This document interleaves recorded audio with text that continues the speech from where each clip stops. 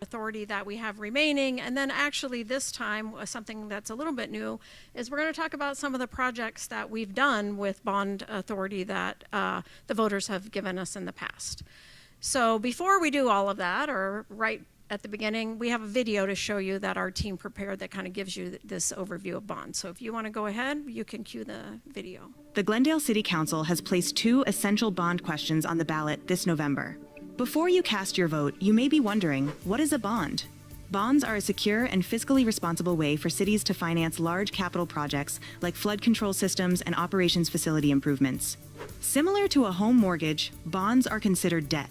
The city sells bonds to investors to generate funding for projects, and then pays the investors back with interest over a period of 20 to 25 years. General obligation bonds are repaid through the city's secondary property payer money. The second bond question asks voters to invest $35 million in city operations facilities that support critical functions like the maintenance of public safety vehicles, fuel stations,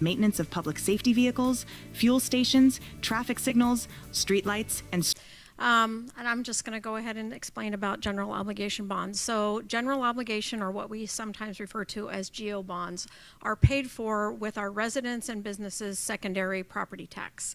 This is the only way and the only thing we can use secondary property tax for. There are some constitutional limits that apply that restrict the amount of debt that we can issue and also the categories of debt. That's why you'll see these various different categories and why they're important, because there are limits as to the amount of debt we can issue in each category. Also, we issue the bonds as we build the projects. So when the voters authorize the bonds, we don't go out right away and issue all of them and incur that debt until the projects are either underway or ready to be underway and designed. That's because all of the bonds must be spent within 3 years of the time we issue them in order to avoid what we call arbitrage. If you don't know what arbitrage is, I didn't either when I first became a finance sort of person. It's where you invest the funds. So let's say we took out these bonds and we invested them in the market and we earned like 5% interest, but we're only paying 3.5% interest on the bonds themselves. Any of that difference is called arbitrage, and we would have to pay it back because they're tax-exempt bonds. We have to pay that actually to the federal government as a tax on Glendale. The way to avoid us from having to give up that interest that we earned on the bonds is to spend all the bond proceeds within 3 years. The bonds are paid for, as I said, using secondary property tax. The city has something we call a flat levy policy, and this is kind of an illustration of that policy. So the orange bars represent the amount of tax that we collect. This is the dollars of tax that we collect, and this is in thousands of dollars. So when you see 25,000, it's actually 25 million. You add the 3 zeros onto the end of the 25,000. So about $19 million of what we collect is on the existing properties in Glendale, and then year by year we collect some more based on the new properties that are being added. And so the only way we increase right now this tax is by the addition of those new properties that are coming on. We're not adding tax to the existing properties. And if you think about that, it's kind of interesting because each year those old properties that were new the prior year become part of those older properties or those existing properties, and so they get the benefit also of the new properties coming on board. The result of that policy is that in order to keep taxing you or taxing the residents and businesses around the same amount and only adding to the collections for the new properties, we have to lower Glendale's property tax rate. And so that's what has been happening for about the last 10 years, is we're lowering that property tax rate every year. In addition to that, something that's important about general obligation bonds and bonds in general is the city's credit rating. So as you can see, this is a chart showing the city's credit rating over the years. In a minute, I'm going to show you kind of what that equates to in terms of like your credit score, because the credit rating on the city is very similar to your credit score, like from Experian or one of the credit rating agencies. When I first got here to Glendale, which was in the December of 2013, so leading into that 2014 year, we had a bond rating that was very, very bad. It was just a notch above what they call junk bonds. And over the years, we've made a lot of policy changes and done a lot of things to improve that rating. This is the S&P rating that we have, but our Fitch rating is AAA, which is the highest rating that a municipality can receive. And so you can see over time the work that's been done by ourselves on staff and also the city council to get this improved bond rating. Again, this is kind of what it equates to in terms of a credit rating that you might be more familiar with. And so when I first got here, we were down here in like the 600s, maybe 660 at the very highest. Higher credit ratings, which is your 825, 850s. We don't expect these bonds to result in a property tax rate increase, and the reason for that is reflected in this chart. So the bottom two sections, the orange and sort of the amber color, represent the current debt service on general obligation bonds. And the blue line going across represents that tax levy. So that's the $25 million that we're levying currently in property taxes on our residents and businesses.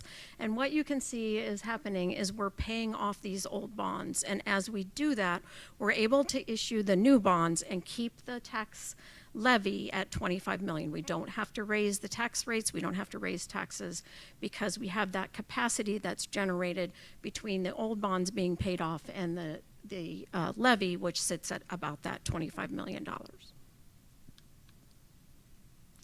Another important thing to know about general obligation bonds, again, because they impact our residents and businesses' property tax bills, the city of Glendale's property tax is not the largest part of your property tax bill. In fact, it's a very small part. The larger part of the bills are education and then some of these districts. And these vary depending on what school district you live in, whether you're county or non-county. Meaning some people don't even have a Glendale tax because they are in a county island that's within, like they have a Glendale mailing address but aren't technically in the city limits. But again, the amount paid for schools and educations is the primary amount on the bill. And this is an illustration again of over the years, so from 24 to 25, we lowered our tax rate from 1.1597 on the secondary property tax down to 1.1296. Now this caused this person's bill to go up slightly. It's only a little over $1.50. That's because of the valuation of this person's home, but you can see it amounts to what we're saying, which is it's a very flat change. And this is an annual bill, so that dollar over a year is pretty minimal. So the two questions that we have on the ballot in the fall, the first question, as you heard on the video, is for flood control. It's for planning and acquiring flood control facilities like storm drains, water retention basins, and anything else that goes along with flood control. As mentioned on the video, also we do get matching funds from the Maricopa County Flood Control District that help us do that because countywide they're concerned about flooding. And we've had a lot of rain recently. Some of you probably understand again why it's a countywide issue to keep the roads clear from flooding. And it is the city's responsibility to remove that water during heavy rain events. To protect the businesses, to protect your residential properties, and to move the water off the roads to make it safer for people to travel.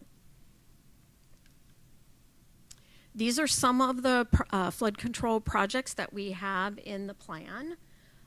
In a minute, I'm going to talk about the biggest one there, which is the one on 51st Avenue and 43rd Avenue around the Bethany Home area, but they're scattered throughout the city wherever there's a need to increase the amount of flood control or we see some flooding types of issues. in a minute, I'm going to finish my presentation, and you're going to have an opportunity to go talk to our experts about these various projects. Mr. David Beard and John John Murphy are here today to talk about this larger project that we have, which is at 43rd Avenue and 51st Avenue in Bethany Home. And if you think about it, geographically for the city and the way the city's oriented, all of the water starts in the northern part of the city and it flows sort of downhill. That's because we're sloped, and it's actually a downhill flow from the northern part of the city to the southern part. And we have collectors all along the way, but a lot of the water ends up here at this intersection. And when it gets there, it floods during heavy rain events, and it's very difficult to drain. So it's a big project. It involves, again, the county, ourselves, the Army Corps of Engineers, I believe, is involved also.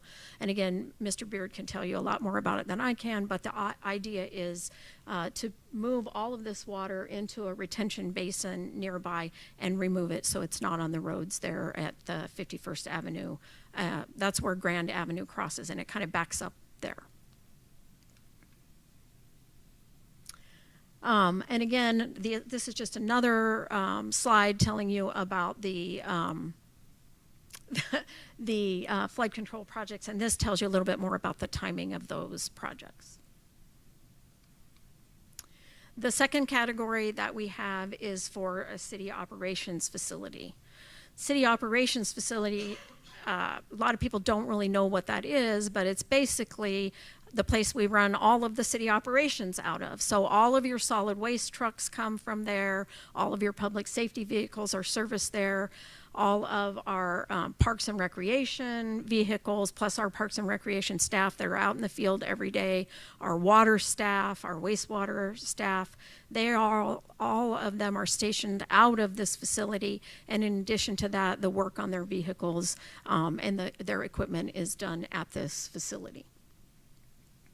So if these bonds are approved, they'll be used to make improvements to the facility, including, in a minute I'll show you, tearing down some of the older buildings, rebuilding a new building, and then making improvements to the existing buildings that are there that are still, the bones are good, so they can be refurbished and still used, but they need some improvements. For those of you who don't know exactly where it is, the operations facility is down, it's fairly close to City Hall. It's between Myrtle and Orangewood off of 62nd Avenue and the Grand intersection. So this is a current drawing of what the operations campus sort of looks like and the buildings that are there. If anyone heard about our new police evidence storage facility that was built, it just opened. It's in the green on kind of the left-hand side of this diagram. And the rest of this is just showing you what other facilities are there. There's the Fleet building and other buildings there. Again, Michelle Wojtinko is here. She can answer your more detailed questions here in a minute about, or any questions you have about this facility. Again, I mentioned this is where our fleet is serviced, so your fire trucks, your police vehicles, also, as I said, the solid waste trucks, the bulk trash pickup trucks, graffiti removal crews, all of the crews that repair the roads, that do your park maintenance, they're all stationed out of, and their vehicles are serviced out of this facility. This is also where we warehouse equipment and or supplies that those people need to operate and do irrigation repairs and sprinkler repairs and all types of repairs to city buildings and facilities. This picture is to show you that because of the lack of space there at the current operations campus or the operations facility, we have people in cubicles that are right next to the people that are running the forklifts in the warehouse. Not the best kind of situation, but this is what we've had to do over the years as the city grew and expanded and ran out of space, and or some of the spaces that we have are just not suitable to have people housed in them, to be honest with you. Also, because they don't have enough space, this is an example of a meeting, a safety meeting for solid waste that was held early one morning before they go out to pick up everyone's trash. And there is no space for them to have a safety meeting, so they did it outside, and they used the projector and projected it onto one of their trucks. So it works. We make it work. That's one big thing about the culture in Glendale. We'll do what we have to do to make things work, but it's just, as you can see, not the ideal situation for having a safety meeting. And then this is an old building that exists that is there on the operations campus. It was a knitting factory called Spring City. We converted it into a storage facility, and so for a long while we had a lot of things stored in there, but that building needs to be demolished. It leaks. It's not a safe place for people and or storage anymore. And so part of this project would be to tear that building down and then redo the entire campus and kind of rebuild another building and or use that space for parking. It depends on kind of the final design.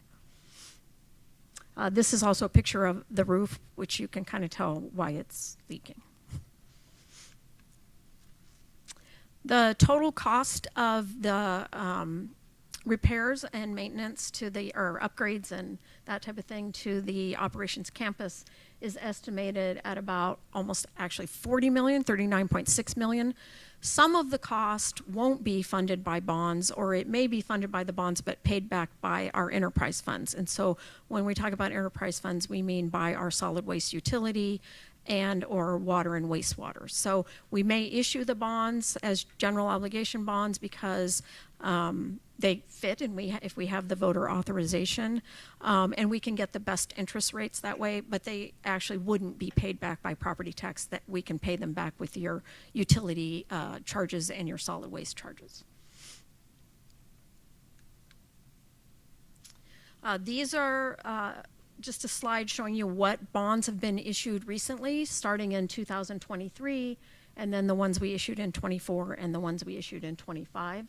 Again, the purpose here is to kind of remind you that we don't issue the bonds until we actually need them. So we get the authority from the voters, and then we time the bond issues with when we're ready to do the projects. In some cases, we start the project and then reimburse ourselves for those bonds. I like to say I don't like to pay interest on bonds until I absolutely need to, and so that's part of our strategy. And these are some of the projects that were funded. I just mentioned a little bit earlier that we just opened a new police evidence storage facility there on the operations campus. It was just had its ribbon cutting earlier last week, a week ago, I believe it was. This is Fire Station 153. If you drive up and down 59th Avenue, you'll see it. It's on 59th Avenue, just north of Thunderbird. This is another project that we did. It's a state-of-the-art fire station that is the model for new fire stations here in Glendale from this point forward. And that, again, was built using general obligation public safety bonds. This is an example of a project that Michelle's team did to replace underground storage tanks. Also, the pictures here are shown of them out at the field operations campus, or the operations campus I was talking about. That's also where we fuel vehicles from, and this is just to prevent leaks from underground storage tanks. So those were replaced. Many of you are familiar with the City Hall remodel. That's another project. That's a combination of government facilities bonds and cultural facilities bonds, especially probably of interest to the people here in Choya, district, but of interest actually relighting, and it actually costs a lot less. It's much more energy efficient. So similar, look like it'll have a much more gentle slope. It'll be have seating only at the bottom, and then you can set a resolution that we cannot go out for bond if it's going to raise your secondary property tax. So we have to be able to stay within the debt service that we're at to manage the secondary property tax, because that resolution restricts the council from being able, well, restricts the staff, or actually we don't actually go out for bond, but it restricts the staff from being able to go out for bond if it's going to increase your secondary property tax. And that's how bonds, except for enterprise funds. As you said, the rates cover those costs. But that's really kind of a unique thing, and I don't know any other cities that have done that, but that's kind of a way to make a commitment that we're going to be responsible with how we operate with bonds. We're not going to just go for bonds. And we also are very responsible. Our staff is very good. They understand that we have a fiscally conservative community, and that we don't want to go out for bond and start paying interest before we need the money either. So Vicki and her staff do a really great job on managing that process. One of the things I really like about the operations campus bonds is that I've been told that the wording is going to be very specific, that this money can't be moved into other types of general obligation bond projects. So you're going to be sure that when you approve, if you approve these bonds, if the residents approve these bonds, that this money is specifically going to be used for things related to the operations campus. And I'm sure she covered it's water services, transportation, it's where the vehicles are serviced, it's where the vehicles are refueled. All of the kind of the heartbeat of the city, the things that touch you are, everything is dispatched out of that operations campus. So it's a really important part of the city. And then flood control, I don't know how much of an explanation we need for flood control.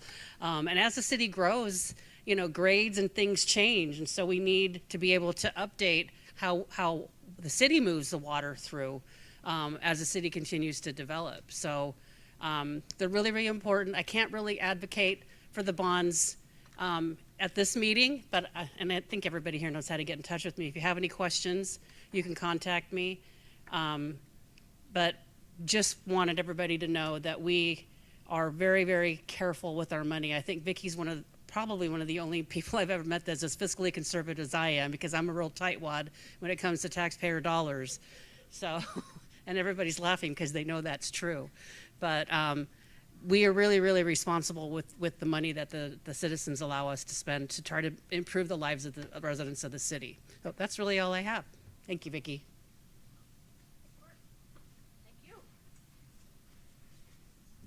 Okay, so as I said earlier, I'll take any questions that you may have. So if you have any questions, you can ask me, or the next kind of thing we're going to do is just kind of let you go talk to the experts. So the Ops Campus photos, and Michelle will be over here to talk about those if you have specific questions for her, and David and John Murphy will be over here to talk about the flood control projects and where they are and what they do if you were interested in asking them any questions. But if you have any questions for me, now would be the time. Bottom line, our taxes don't go up. You know, it's an interesting thing because it goes back to what Vice Mayor Tolmatroff just said.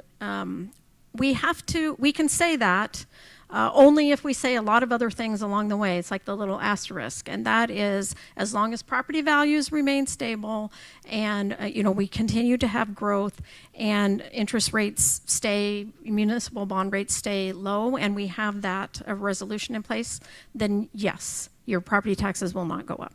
It just has to be, you know, have those little disclaimers that go along with it. But we've been nothing but conservative and done nothing but lower property tax rates for the past 10 years. We have the capacity. That's I think the key thing, going back here to this slide. And really, if you think about it, I'm going to go and off script here a little bit, going back to this slide, but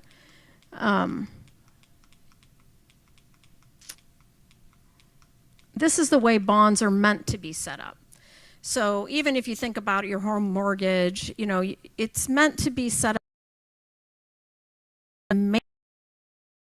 to remodel of your home or something like that. Those things come as you pay off your debt, right? So you mortgage your home for, a lot of us, for 15 years, some for 30. And as it gets older, it needs maintenance, or it needs upkeep, or it needs remodel, or it needs a new roof, or things like that. And those things come as you pay your debt off. So really, we've done the same thing. This debt was issued for things that were built 20, 25 years, in some cases 30 years ago.